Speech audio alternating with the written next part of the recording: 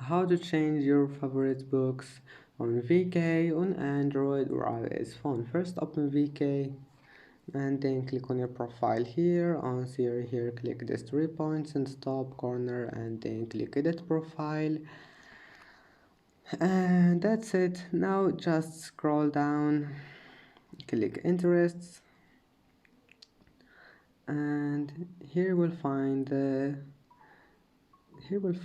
scroll down and you will find favorite books. Click on it, and if you want to change it, just remove it and type anything you want here, then save it.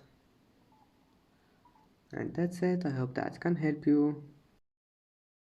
And that's it for today's video. If you like this video, please don't forget to like and don't forget to subscribe, and thank you for watching this video until the end, and see you in the next video.